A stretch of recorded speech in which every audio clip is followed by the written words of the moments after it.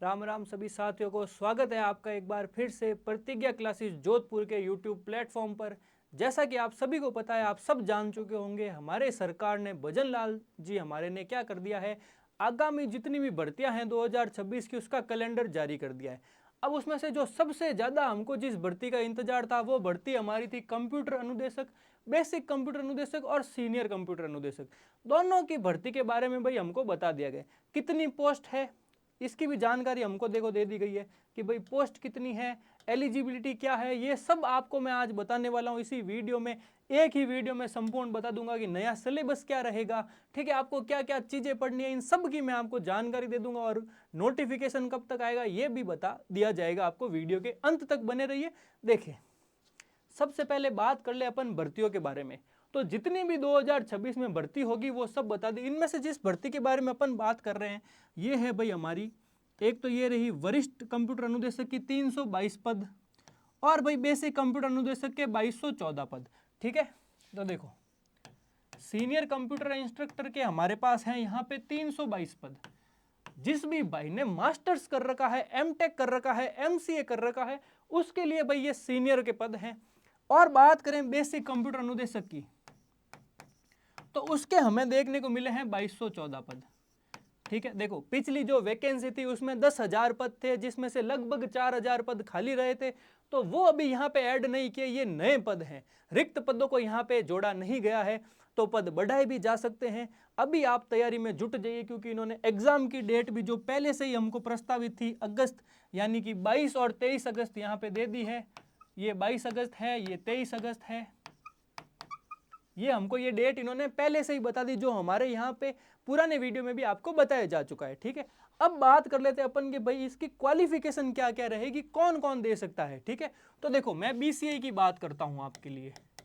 भाई basic computer अनुदेशक है, मैं उसकी बात करूँ आपके, तो एक तो आपने बीटेक कर रखी हो। अब किस किस में कर रखी हो भाई, आपने चाहे कंप्यूटर साइंस में कर रखी हो, चाहे आपने आईटी में कर रखी हो, चाहे आपने डबल ई में कर रखी हो, चाहे ट्रिपल ई में कर रखी हो, यानी अगर मोटा मोटी बात करें सिविल और मैकेनिकल को छोड़ के जिस भी फील्ड में आपने बीटेक कर रखी हो आप ये फॉर्म भर सकते हैं।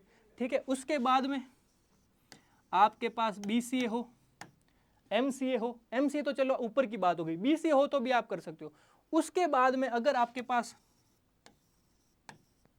भाई ग्रेजुएशन है प्लस आपने पीजीडीसीए कर ली या आपने ओ लेवल का सर्टिफिकेट ले लिया, तब भी आप अप्लाई कर सकते हो।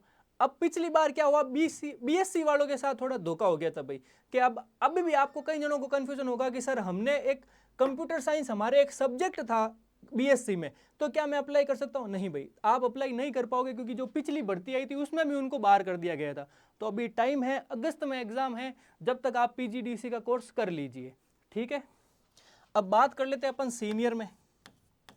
ठीक है, तो उसके लिए क्या चाहिए आपको, एमटेक चाहिए। ठीक है, आपको क्या चाहिए, आपको एमसीए चाहिए, है ना, तो आपको मास्टर्स की डिग्री चाहिए, जिसकी आप सबको पता है ये सेम है पिछले साल और इस साल का।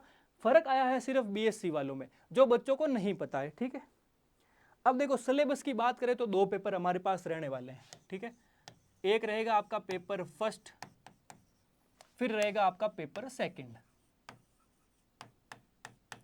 अब पेपर फर्स्ट में हमारे पास क्या आएगा, राजस्थान जीके आएगी।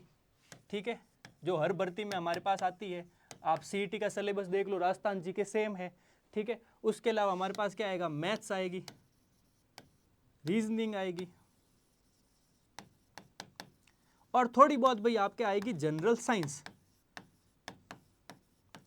ठीक है, तो ये पेपर वन में 4 सब्जेक्ट है, जिसमें क्या है 50 सवाल आएंगे जीके, जिसमें करंट जीके भी शामिल है, पेडागोजी के सवाल भी शामिल है और जनरल साइंस, इन दोनों के मिला के 50 सवाल आएंगे। और फिर आएंगे 50 सवाल मैथ और रीजनिंग के, जिसमें अपने को क्या करना है, 100 सवाल टोटल होंगे।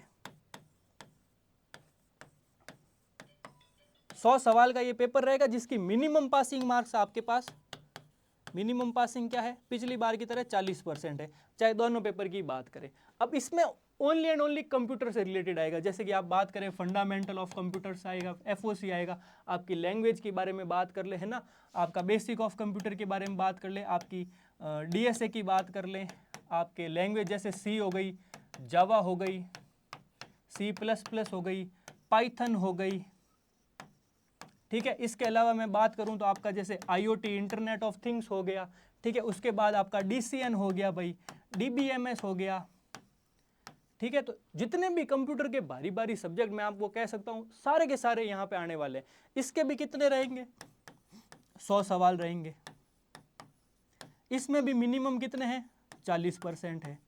तो 40% इसमें अलग से लाने हैं, पास होने के लिए 40 अलग लाने। उसके बाद मेरिट क्या रहेगी, पिछली बार की बात करें तो बच्चों के 40% भी नहीं बने थे, इसलिए सीटें खाली रह गई थी। तो इस बार खाली रहने के कोई चांस नहीं है। पिछले साल की 4000 सीटें खाली पड़ी है, तो वो सीटें भी बढ़ सकती है आपकी। आप अभी से तैयारी शुरू करो। ये था आपका बेसिक इन्फॉर्मेशन। और नोटिफिकेशन की बात करूँ तो नोटिफिकेशन आपका मार्च के अंदर आने की पूरी भाई संभावना है, क्योंकि अगस्त में हमारे एग्जाम की डेट है, ठीक है। तो आप इसमें अभी से तैयारी में जुट जाओ, क्योंकि ये इतना जो भी ये कोर्स है इसमें आपको कम से कम भाई 6 महीने लगेंगे। और अगर आपको फ्री नोट्स चाहिए तो हमारे नंबर पे मैसेज कर दीजिएगा, आपके डिस्क्रिप्शन में हमारे नंबर दिए गए हैं, ठीक है भाई। और भी अगर आपकी कोई परेशानी है, कोई प्रॉब्लम है तो कमेंट कर दीजिए, उसके आंसर मैं आपको खुद वहाँ पे दे दूंगा, ठीक है भाई।